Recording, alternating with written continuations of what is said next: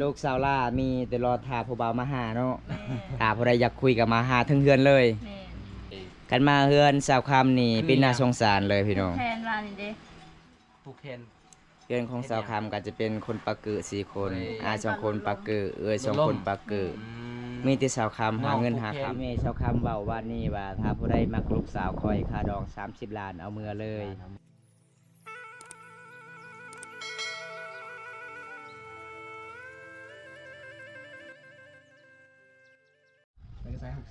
สบายดีสาวค โดยสบายดี ำสิไปใส่แต่งตัวงามไปหาผู้บ่าวบ่ฮะ ตอนรับเจ้า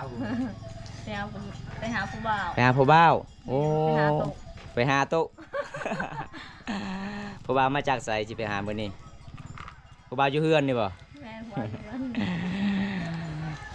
ขอโทษขอไฟหลายๆเด้อพี่น้องหยอกกันเด้อพี่น้องผู้บ่าวสาวคำก็อยู่เฮือนละเฝ้าเฮือนบ่มีไฟอยู่เฮือนอยู่ศาลพี่น้องเอ้ยมื้อนี้มาเยี่ยมคือเก่าพี่น้องหลังจากมาแต่หมู่บ้านไสเบึพี่น้องสบายดีเด้อพี่น้อง6 ฐานที่เข้ามาติดตามรับชมเด้อ ขออนุญาตซิดกอง เป็นจังได๋เช้าค่ำมามื้อนี้ยังโสดคือเก่าบ่ โซ กอง น กัน เก่า เด้อ จักเปอร์เซ็นต์มื้อนี้น่ะ 100%คือเก่า ยั ยัง 100%คือเก่าเนาะ โดย คิดว่ามามื้อนี้150 แต่ยัง100%คือเก่าความโสดพี่น้องเอ้ยเพราะว่า FC ก็หาเพจน้องบ่เจอหลายๆคนก็เจ้าหาเพจบ่เจอก็คือเพจน้องก็คือภาษาอังกฤษเนาะ สาวฝรั่งจักมาแต่ใส่สาวฝรั่ง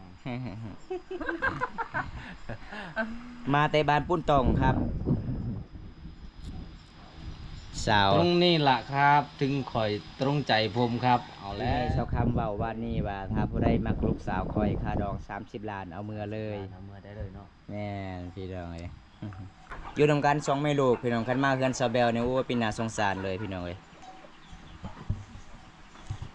อ้าวไล่22เหรอแม่นครับไล่22เลยครับ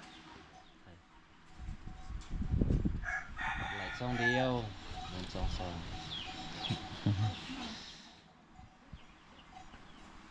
สบายดีเด้อสบายไปลักแปดบ่ ชาวคำไปเฮ็ดเวียกอยู่ไส บูฮูคือกันแล้ว อยู่หลังหก แม่นตอนเอาไว้บ้าน โอ้อยู่หลักหกเป็นตายาเนาะหลักหกเนาะ มันมีคุกหลายแถวนั้น แม่น ถ้าผู้ใดคิดดื้อต้องเข้าหลักหกโลด สาวคำก็ไปเฮ็ดงานอยู่หลังหกพี่น้องไปหาจ้าง เดือนหนึ่งล้าน3 กีบโอ้ยพี่น้องเอ้ยฮอนไหมที่นั่น ขอเบอร์โทร แมนฮอนหลายฮอนหลาย เช้นี่ครับละจะติดคุกไหมครับติดคุกบ่ บ่ได้ติดเนาะ23 ปีเลยเนาะ บ่ติดดอกคุกพิชานเลยมีแต่เจ้าสิติดใจเท่านั้นแหละ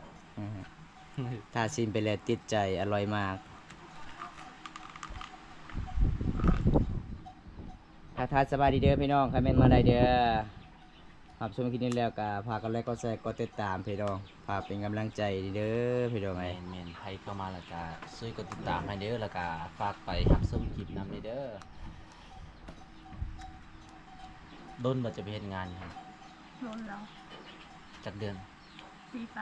ปีปลายเนาะโดนเติบ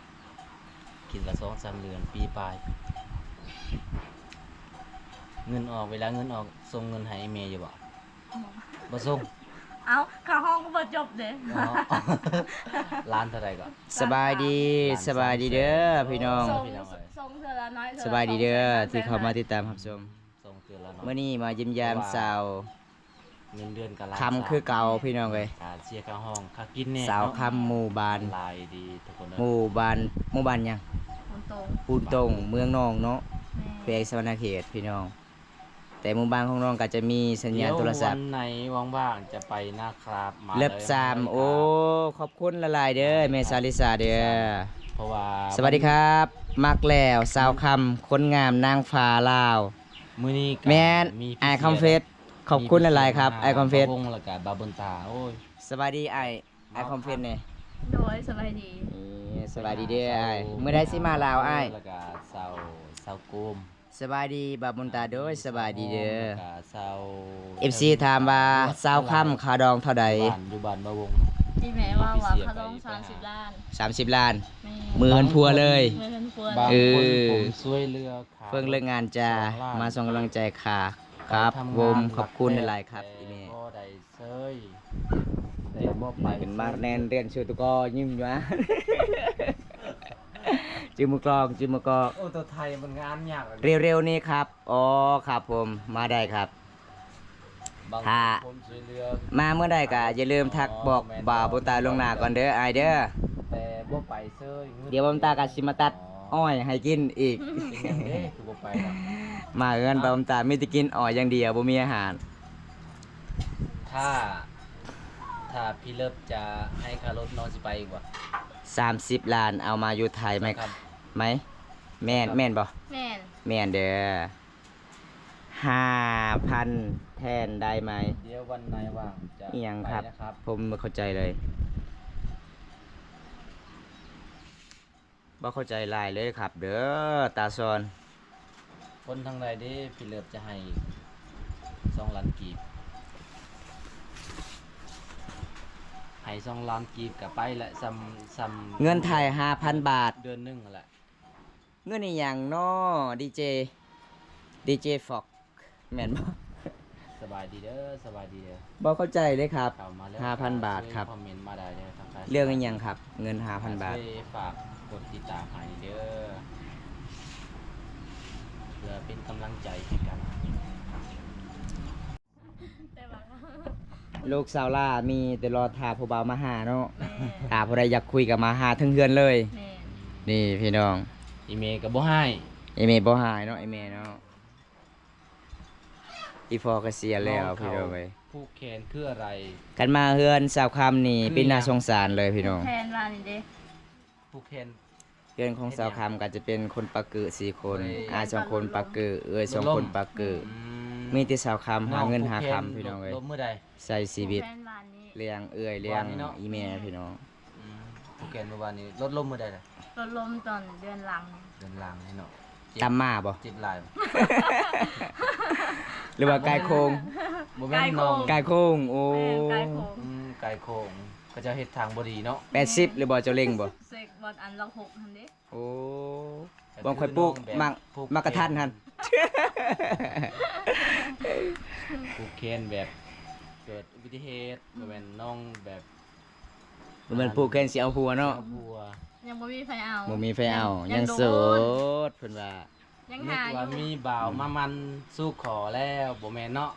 บ่แม่นเอิ้นควันซื่อ เอิ้นควันซื่อๆเนาะจักอยู่ใส่เด้ผมเนาะสิไปเก็บเอานี่นะ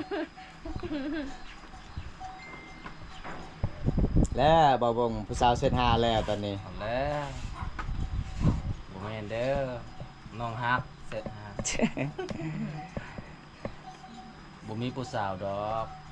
คนขี้ลายคือเฮาสบายดีเด้อสบายดีเด้อพี่เลิกไปเลยบ่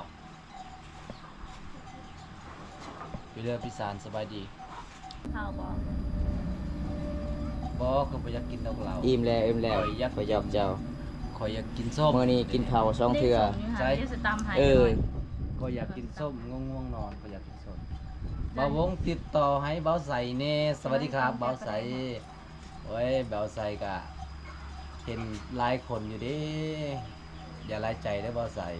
บ่หยอกบ่หยอกสบายดีเด้อเฮ็ดงานต่อบ่เบาใสหรือว่าพักเบียกกินอยากเมาเด้ มาแล้วแม่พายังเมามากินเหล้าอยู่พี่ แม่น เหล้าขาวเมืองนอก แม่แล้วพามึงน้อง แซ่บเด้ แซ่บเพราะว่าหลายคนพี่น้องเขาพังไทย ใช่ เขากินเหล้าทางเมืองนอกแหละเขาบอก เป็น โอ้ย ครับ ติดใจเลยทางคอ ตัวจริงตัวจริงให้น่ารักให้น่ารักกว่าในรูปอีกเริ่มหาผักเลขอ๋อมาเด้อตอนนี้กับสาวขามก็สิตามชมให้กินอีกเด้อ เด้อ พากินเหล้าขาวพร้อม ถ้าบ่ตามให้กินกับบาวบนตาจิเตะลงเลย ไปลงใส่ ได้ลงเรือน แม่นเจ้าคำสิติเฮาสองคนก่อนบ่ สวัสดีจิงจ๋วยเสา ถ้าหอร้อยคนสิตำมัน เออ เจียว ส บ้าน วัสดีครับพิลาเตโอหากบ่มีสัญญาณก่อน เจ้าทาก็แปลงยังคือขาวใสเลยนะเจ้า อะกระแปลงธรรมศาสตร์ ซื้อ บ่ ทรายหยัง แปลงลาง ซื้อ แปลงร่าง เส โอ้ เส แปลงร่าง เสาค่ำบ่ โดยเสาข เสาค่ ฝนตกบ่ทะครับ ซื้อเสา ทางนั้น คำ บ่ตกเด้อ บ่ใส่ อาการฮอนเลยมื้อนี้ ำครับพิลาเตสวัสดีครับ FC ถามว่าสาวคำฮักหนุ่มไทยไหม สวัสดีพิลาเต หักเด้อ คนหล่ รักใด ที่สุดในซองโอ้แม่นพิลาเตหล่อที่สุดใน ต้นน่ะ ซองเลย ำ นั่น เท้านี่ใส่ด้วยอันนี้ก็กวางเยอะอยู่ เสน่ห์บ่เนี่ยนะ รู้ว่าใช่ก้มกระรือไม่ใช่เบิ่งพี่น้องผู้สาวนี่แล้วเลยผู้สาวเราเทิงกระบู คนอีหยังคือมาเป็นทหาร พวกข้าก็เว่าหุกขี้พี่น้องเอ้ยเบาไทยสิฮับได้บ่แบบนี้ แต่คนน่าหักอันแหละบ่าวใส่เอ้ยจักสิเว้านั่น มาหักแล้วแม่ไอ้ใส่ นี่ ลอยเมียมาโลด ร้อยเมี ร้อยเมีย ย มา ถ้า แม่ กามา ร้อยเมียมา ถ้ามาเดี๋ยวบ่ให้เมื่อเนาะ แม่นสิพากินเหล้าพร้อม ก็กินเหล้าพ สิ อ พาแจ้ง เจ้ามักเหล้าบ่เจ้าคือว่าเหล้ากินเหล้าตลอ มั ด กอยู่ เบียร์บ่มักบ่ เบียร์ก็มักก็บ่มีเงินซื้อ บ่แม่นมักเราผมมักเรานะ เบียร์น่ะเบียร์ก็มักแต่บ่มีเงินซื้อ อุดรฝน ซึ่งข่อยบ่มักเหล้า ทาง เบียร์เด้อ ริมทางตกสองมือแล้ว สวัส โอ้ ดีไอ้ ครั บุ บ ญตาคิดฮอด ทางนี้ก็พ้นบ่ได้ตกเด้อ คิดฮอดก็มาหาได้เด้อมื้อคืนนี่ก็โอ้ยเฮาก็บ่ได้นอนเพราะว่าไปการกบกับบ่าวบุญตา สิปน เบิดแมวลักกินไปแล้ว เอามือบ่ได้ ผลกบให้กิน สวัสดีพี่ สแลมโดสวัสดีเด้อ พี่ปุ้ย สวัสดีครับสลาม พี่ปุ้ยเนทัวฟรีสวัสดีพี่เลิฟจาก มือหน้าสิพาคอยสิพาไปหาหน่อไม้เอ สิทุกคน อ มากิน ถามเซาคำโลดให้ไปหาหน่อไม้ ตำจากเจ้าเจ้าคำสิตำ ไป ให้กินยังไง ตามชมก่อนพี่น้องเอ้ยไปมื้อนี้ก็ อยู่ลุมบะ อยู่นี่แหละ อยู่นี่เด้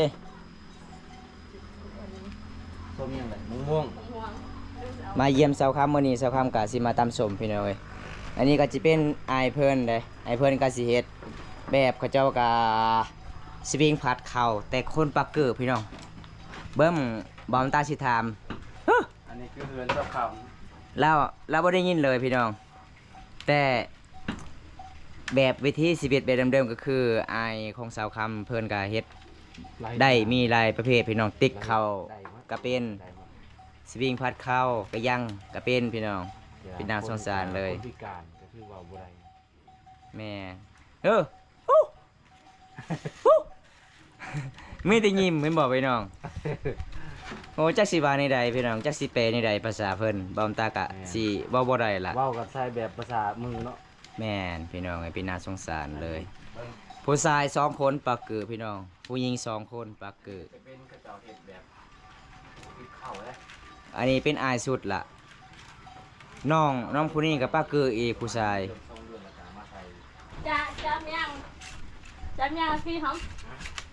คุยจะจับปนาย ตอนละเตะล่ะ กินยากไหมกินก็ได้ กินเมียงหยังเช้าค่ำเมียงปะไน ปนาย เมียงปะไนก็คือเมียงมังมีเด้อครับ ให้เข้ามากาช่วยกดติดตามให้ในเด้อฝากเป็นกำลัง ปลาสิตามแจวหยัง ไปติดตาม จำเด็ก แจ่วขิง เด้อ ภาษาบรูเอิ้นคิงว่านี่ใด ครับ อาสาย อาซายภาษากะรายเด้ ภาษาพอไทยกับคิงคือกันเนาะแม่นบ่ เคิง เคิงเคิงบ้านมักเพชรกะแตวแต่ภาษาบรูกะเตียวเนาะภาษาคล้ายๆกันพี่น้องเอ้ย เสือตื่นแล้ว เจ้าสิกินส้มมันนี่บ่ ตำติเจลตำติเจลแล้วก็กิน กินตำมังมีนะคะสิใส่อันนั้น ใช่ยัง ก็สิเคย สวัสดีครับ กดสิงไข่ โอ้ยสีกระหัง ให้หน้าให้ตาไปแล้วบัดนี้นะนี่อะไรได้ส่องในว่าสิเข้าใหม่ก่อน คิงบ้านเฮาบ่ แม่ คือสีหอมเนาะ หอม คันคิงเวียดนามมันแล้วเลยกินบ่ได้ กินบ้านเฮาอยู่เฮือนเฮา มันดังเกิน สาวมัน สาวคำว่าคันจับสากเหงามันถนัดกว่าเวลาต่ำคันจักสาวมันสั่นนี่โอ้ยมักเผ็ดคือสิบ่แตกพี่น้องเอ้ย ขามนโลดโดยพี่เลิฟหาเบิ่งอยู่เด้อพี่เลิฟแม่นบ่พี่ละเต็ไปทายสาว เจลคิงพี่น้อง สาวมองน้องเขาแม่รักขับไปหาสาวสิโกนแม่แพทย์แม่ คือสิแซ่บคักเลย แซ่บพี่เลิฟหาสิโกนอีกบ่ผมบ่ให้บ่วงไปทายสาวไม่ได้ อีเจว่าสาวคำสอบสากยาวๆเหรอ แม่น สั่น แม่นเด้อ สอง สอกคำยาว ตัวสั้นก็มีบ่มัก ๆบ่มักเนาะ นี่ ขาจากได้ยาวก็ต้องไปซื้อบ่ต่างประเทศพุ่นละพี่น้อง สักต่างประเทศนี่บ่ สากต่างประเทศ เออไม้ขยุงเนาะ แม่น ไม้ขยุงพี่น้องแกนไม้ขยุงได้นี่ได้ โอ้ยหอมจังเลยเทปากเตะจมูก อย่างก็ตะรักไงนายนมไทยสากสั้นๆอกหักแล้วครับ เอ้ยแล้วเลยนมไทยเฮา แม่ แต่สาวคำสอบที่สุดก็คือสากยาวครับ ใหญ่ๆยาว คำว่าสอบสากยาวคำว่านี่ใดหมายความว่านี่ใดน้อง ๆโอ้มันขาว คือมักสอสากยาวแท้สิมาต ครับ มันหนัก ขอบ ว่ะ ใจเด้อบ่ใส่ เออ สู้ๆดีๆมีแฮงเด้อ ำมันหนัก ไปเฮ็ดงานก่อนเด้อบ่ เวลาหาตั้มกะมาเพื่อนกับบริทึกตาอีกเนาะ แม่ บ๊ายบาย ตั้มสบายเด้ ตามสบายสากยาวคันมันสั้นนี่โอ้ยตามอีหยังกะ ยากเนาะ ยากเนาะโอ้ยพี่น้องเอ้ยมันสิติดมือติดตีนนู้บ่ได้พี่น้องเอ้ย ข่อยบ่ยานดอกมันติดมือย่านมันเข้าตา เจ็ดเสียมีหยังเนาะครับเจ็ดเสียไอโนสปีกเด้อเบน thank you ไว้เลยมาเด้อที่เข้ามาติดตามชมมื้อนี้เจียวปลาแดกโอ้คือน่าอร่อยมากครับ คือหน้าบนตาเลย